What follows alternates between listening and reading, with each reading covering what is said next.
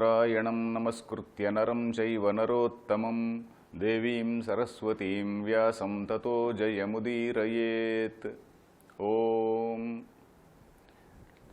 Dear friends, from today we will be starting some talks on the Mahabharata. This Mahabharata, you know that it is one of the two epics. Last time when we were discussing Ramayana, I was mentioning that there are two epics in the Indian tradition, that is Ramayana and the Mahabharata. I had the good fortune of giving some talks on the Ramayana in the same channel. Now again, I am happy that I am having the good fortune of talking about the Mahabharata. Mahabharata is a much bigger work than Valmiki Ramayana. And this Mahabharata and also Ramayana, why are they called epics? They are very, number one, epic proportions. When we say something is of epic proportions, it is something which is gigantic, it is very huge. In fact, when compared to Ramayana, this Mahabharata is four times the size of Ramayana.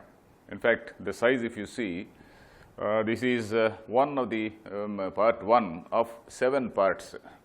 So this size, Mahabharata, this 7 volumes of this size, they constitute the Mahabharata. Of course, here there is a translation also. Text plus translation is there. Translation, of course, not in English, but in my language, that is local language Telugu, because there is a Telugu translation also which is available along with the text. So this is from this corner to this corner, full of printed matter. So which means the size, if you take the 7 volumes, means from here to here it comes. So it is roughly 3.5 to 4 times the total size of the complete works of Shakespeare. Complete works of Shakespeare will be around this size. So Mahabharata, if you take, about 3.5 to 4 times the size of complete works of Shakespeare. It is such a huge work. So this is not it is not called an epic merely because of its size. There is one more reason, there are some more reasons also. That is, it is something which is totally encyclopedic in nature. Compared to Ramayana, it is very encyclopedic in nature. It talks about dharma, artha, kama and moksha, which are supposed to be the 4 major pursuits, 4 major human goals. So the 4 major human goals are dharma. Dharma means every person has to conduct himself in a righteous manner in the society. And while conducting oneself in a righteous manner, one has to attain money, wealth, all types of wealth, all types of acquisitions he has to have in a legal manner, and he should also have his quota of pleasure, all types of pleasure, including wife, children, and all these things. And again, the final goal is he has to know what is the nature of reality, what is that supreme reality. He has to know. So that is what is going to lead him to what we call liberation or moksha in our Indian tradition. In the Indian tradition, it is not enough if a person is just living and then making money and then if he is dying. So he has to make a living, he has to enjoy his pleasures in the framework of dharma, and he has to do it in such a way that this acquisition of wealth or enjoyment of pleasures is not hindering his spiritual progress. So whatever he does, it has to lead him to the spiritual progress, help him in the process of that say inward growth or spiritual progress, as we call it, adhyatmika, what we say. So that is the reason why it is something which is encyclopedic in its approach. So that is one thing which we see. And Ramayana deals with an older story. Ramayana, we know that Rama is a character from what is called a Treta Yuga. We know that there are 4 yugas which we talk about. Yuga means a particular, how to describe, not millions of years, several hundreds of thousands of years is called a particular yuga. I will not go into details of the yugas. So that Kruta Yuga was one particular time when dharma, righteousness was predominant. And compared to Kruta Yuga, the next yuga, dharma slightly declined. And that Treta Yuga, Rama is the character of that Treta Yuga. The next yuga, dharma further declined. And that is the yuga which we are talking about. That is, in the Mahabharata, we are dealing with a particular yuga called Dwapara Yuga. And again, After the Dwapara Yuga, at the end of the Dwapara Yuga, that sees the death of Krishna, Lord Krishna. Lord Krishna, we know, Krishna, he doesn't need any introduction. Lord Krishna's death marks the beginning of that Kali Yuga, and where in that Kali Yuga we find further decline of dharma. So that is what we see. Depending on the quantum of dharma, on the prevalence of dharma in the society, we have divided the times into four groups, and we are now said to be in the Kali Yuga. And this particular story of Mahabharata belongs to what is called Dwapara Yuga, which is just prior to this Kali Yuga, and later than Treta Yuga, which is the time of Rama. So that is what is the general structure. Then again, when we see this epic, both in Ramayana and in Mahabharata, these epics, they try to have, or their objective is to have a sort of grand cultural vision for the entire society. Not only for one society, a limited society in India, but for the entire humanity, because they talk about certain universal truths. They talk about certain universal principles, universal thoughts. So, for example, the Gita. The Gita is part and parcel of this. There are many other philosophical passages in the Mahabharata. All these things, they are not confined to a particular locality. They are not confined to a particular people, particular area or anything. They are universal concepts. For example, the idea of what is called the supreme reality, that is something, it encompasses the whole humanity. So that way, this epic is something which is having a big cultural vision. It wants to guide the society, and it has really guided the society. Both Ramayana and Mahabharata, they have guided the society for wide generations, thousands of years. Thousands of years they have guided the Indian society and built up great characters. And many people, by studying Mahabharata and also this Ramayana, they were the prescribed books actually in olden days. In olden days, if a person wanted to get married, he ought to have read 3 books. There was a sort of an unwritten rule that a person who has not read Bharatam, Bhagavatam and Ramayanam, he is not an eligible bridegroom. So a person who has read these 3 books, of course Bhagavatam is considered a Purana. So Ramayana, Mahabharata and Bhagavatam, if a person has not read, he is not a fit bridegroom. So that was a sort of unwritten rule in olden days, and people used to read these books very thoroughly. So that is one thing which we see, and in both the books we find very ideal characters. Ramayana, we find very many ideal characters. Of course, Ramayana, there are more ideal characters than in Mahabharata. In Ramayana, for example, Rama is an ideal character, Lakshmana, Sita, and again Bharata, Hanuman, Sugriva. Everybody's character is so spotless.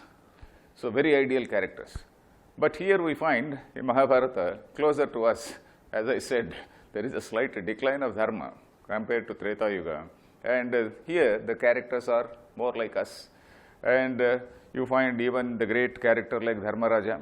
Dharmaraja also, he shows he has got certain flaws in character, he commits some mistakes knowingly. And he also tells a small lie taking advantage of the interpretation of dharma. So we find characters which are more, what can we say, either we can say realistic or more closer to us or more human in nature. So that is what we find here in the Mahabharata. Then again, if you compare the Mahabharata and Ramayana, as I said, it is 4 times the size of Ramayana. We saw that in Ramayana there were 24,000 shlokas or verses. So here there are 100,000 verses. So approximately 4 times as big as Ramayana. So that is the picture of the Mahabharata. Then again, like in Ramayana, in the beginning of Ramayana, Valmiki also has said, Itihasa Puranabhyam, something like that. Valmiki also said, Vedopa Brahmanarthaya Tavagrahayata Prabhu. Valmiki said, Vedopa Brahmanarthaya, in order to bring the message of the Vedas to the common man. So that was the objective of Valmiki. Valmiki's objective was that Vedas are rather tough texts and rather inscrutable texts, and Vedas means including the original portion of the Vedas and also the later portions called the Upanishads, the philosophical passages. They are rather difficult for an ordinary student. So those things, they have to be brought, the message in those things, they have to be brought to the ordinary man. So that was the objective of Valmiki. So similarly, here also the objective of Vyasa is to bring this message, to bring the same message of the Vedas and the Vedas to the common man. In fact, he makes a statement in the very beginning, in the very opening chapter of Mahabharata. So he writes a line, Itihasa Puranabhyam Vedam Samupabrumhayet. So he says, with the help of Itihasa and Purana, the message of the Vedas has to be spread out. Upabrumhanam. Brumhanam is to make it bigger. That is to spread out, to spread the message of the Vedas. So that is objective. And these two words also probably you know, I suppose you know, that is Itihasa and Purana. Because when we were discussing Ramayana, Valmiki Ramayana, I introduced those two words, that is Itihasa and Purana. What is this Itihasa and Purana? Itihasa is rather more historical in nature. Itihasa, the meaning of Itihasa, the literal meaning of Itihasa is Iti Iha Asa. That is, this is what it was, this is how it was. Iti Iha Asa, this is how it was. That means just to take some characters, what are all the historical characters, and those historical characters, how they handled certain situations, how they acted in certain situations, how they faced various adversities, etc., and how they, in spite of all the adversities, those people, they stood on the path of righteousness. So those things, they are all projected here. Itihasa. Itihasa is, the characters are more historical in nature, maybe a little bit of romanticization or rather deification. Deification means showing them as gods, almost like semi-gods, etc. We see that. Purana is Pura api navam. That is the meaning, that is the etymological meaning of that word, Pura api navam. That is, though it is old, it is always relevant. They are not the historical characters, they are more mythological characters. So how we visualize the concept of Vishnu, how the ancients have visualized the concept of Shiva, or how the ancients have visualized the concept of Shakti, and how they have visualized the concept of that supreme reality. So these are the things, they are not historical characters. So for example, in the whole universe, you see that there is what is called a Srushti, Sthiti and Laya. That is, there is origin, there is a creation, and this creation is sustained for some time, it is there for some time, and that Srushti again resolves, and a new Srushti comes up. There is a Srushti, Sthiti, Laya, there is a cycle. Laya means dissolution or resolution. So these three functions called Srushti, Sthiti and Laya, you have visualized these three functions as three personalities. For example, for Srushti, you have visualized the character called Brahma, you called it Brahma. And for sustenance, that is for the maintenance of order in the society, and for sustaining the Srushti for some time, the personality, you have visualized it as, you means our ancients have visualized it as Vishnu. And for the purpose of this destruction or resolution or dissolution of this whole thing, so that the new thing will come up, that particular function is called Shiva or Rudra, as you say, Brahma, Vishnu, Maheshwara. So this is the sort of concept. So this is how these deities are visualized. And some of these things, for example, the intelligence which is there in us, and also the organs. For example, the sense organs are there, which are capable of perceiving what is there outside. So we all say, we all accept that these are associated with some intelligence. So these sense organs, what is it which is responsible in the nature? In the nature or in the creation, after all, the human body also is a product of the same creation of the external world. Whatever is the external world, this body is a product of that external world. And the certain aspects of that external world have become my own sense organs, my own motor organs, etc. So those external factors, they are visualized as gods. So we say, yes, that is also a deity.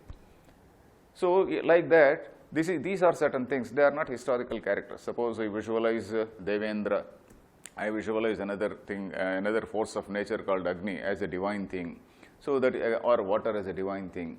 So these are things which are not historical characters.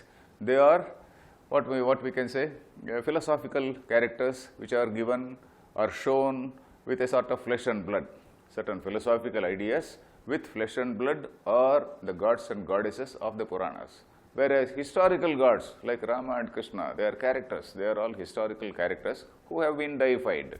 So that is the difference which we have to see between Itihasa and Purana. Itihasa is more historical in nature, and Puranas, you may somewhere come across the story of one great king somewhere, a historical personality. But by and large, they are about deities, for example, Brahma, Vishnu, Maheshwara, then how this creation has taken place, etc.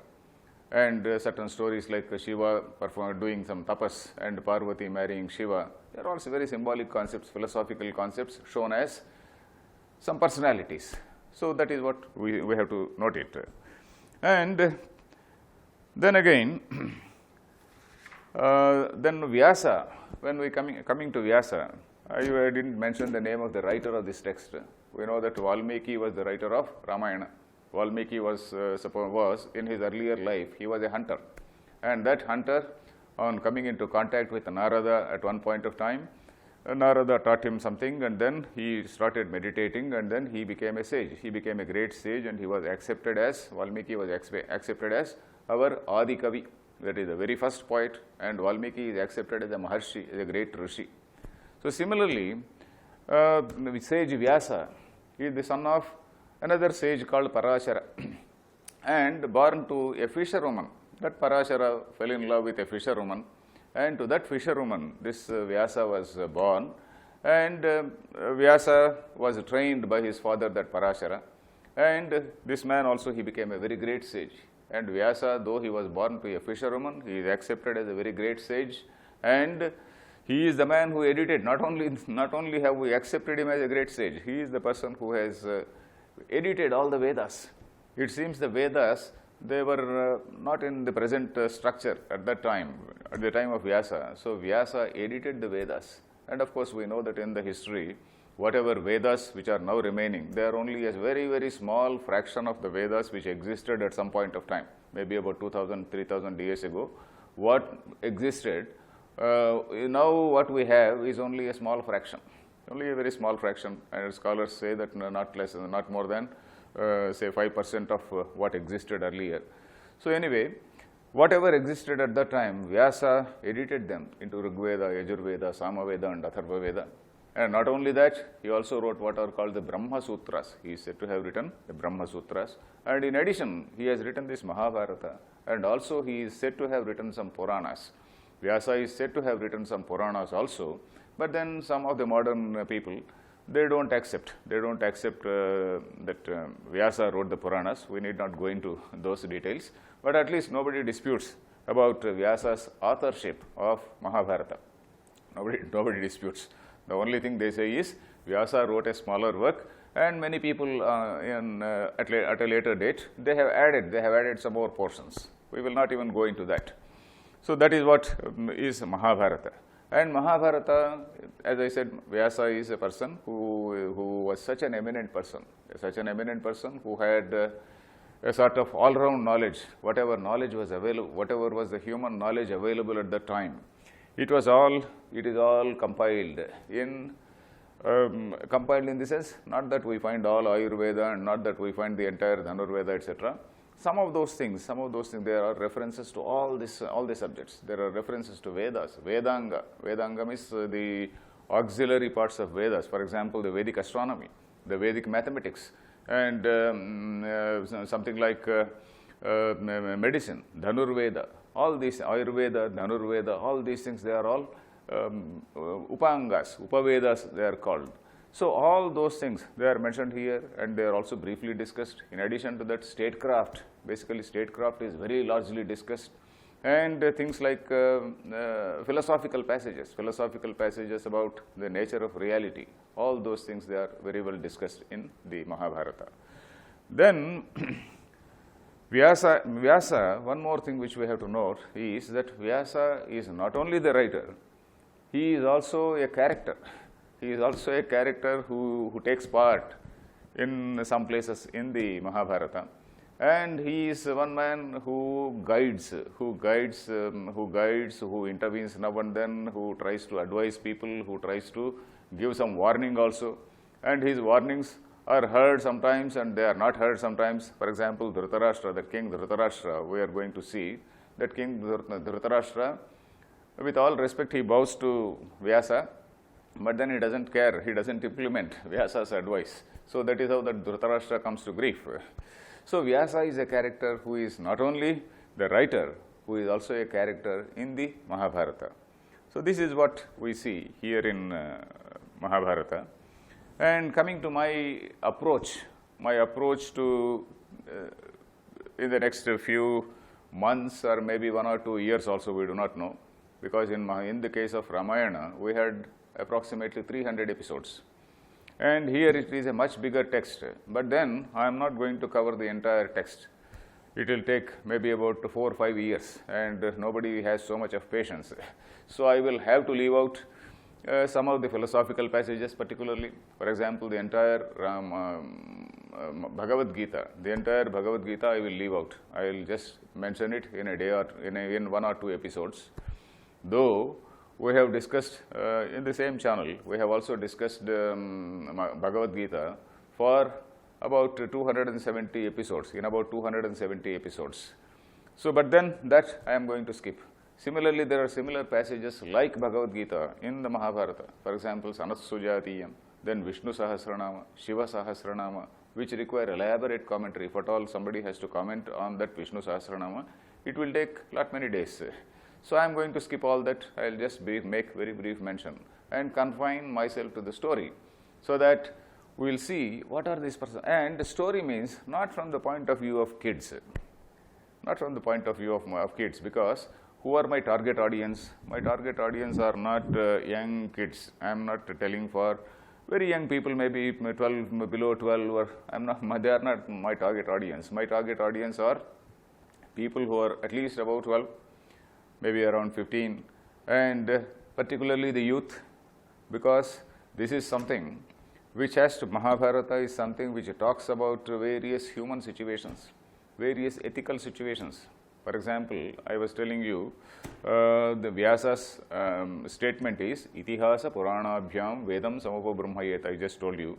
That is, with the help of Itihasa and Purana, the message of the Vedas has to be communicated. So Veda, if you take or take the Vedas as a textbook on law, this Itihasa and Purana, they are like the illustrative works. So Vedas, they become the primary text, and Itihasa and Purana, they become the secondary texts which illustrate what is told in the Vedas. For example, Vedas say Satyam Vada, Dharmam Chara, you always tell the truth, you always follow Dharma. Then here in the Itihasa and Purana, you get hundreds of illustrations, particularly in Mahabharata. In Ramayana, you find only the main characters. Those main characters, there are not so many story within the story type. But here there are hundreds of stories within the main story. Some sage comes and then tells some story. Some other rishi comes and then tells some other story. So like that there are maybe about 100 stories in this Mahabharata. So those stories also, some of those stories we will see. So all these stories, they present a human situation. They present a particular a condition in which you have to judge whether the person has done something which is right or wrong. So these are things which are meant for our own self-improvement. It is not as though you are judging it, oh, this man has done something wrong, this man has done something right. We are not seeing from the point of view of judges. Our idea is not to be judges. Our idea is to improve ourselves. Our idea is to see, for example, a particular story. For example, at the end of Mahabharata, you find Dharmaraja performs a great yajna, that is great, let us say ritual, great ritual. And in that ritual, he gives a lot of money, and then he feels that he has attained a lot of punyam, etc. There, suddenly a small episode takes place, where in that episode we find that a poor Brahmin had given what all food he had to the person, to a person to a hungry person. So though this poor man, he had starved for days and days and days, and after that he got some food. So he immediately, when somebody came requested for food, he gave out the entire food. So this all the punyam or all the spiritual merit of Dharmaraja is not equal to the merit of that poor man. So that is a value. That is a particular thing which we see. Dharmaraja's, what he donated may be million times more in terms of money, but in terms of that honesty, in terms of that shraddha, that is something which is not equal to a poor man's dhanam. So here we find that sort of equality of a very great king with a very common man. So these are certain situations where, ethical situations where we have to see how to improve ourselves also. And in fact, this is something which we have to know at a very early stage in life. There are many other situations, how to handle situations, how to handle certain, not all ethics, because all of us, when I say that all ethical situations, you should not be put off. Not only ethical situations, there are very many life situations, like you have to handle an enemy, how to handle an enemy, not in a physical combat, but in terms of strategy. What sort of strategy you have to adopt. So these are the things which one has to know, and how to control our own emotions when we are handling people.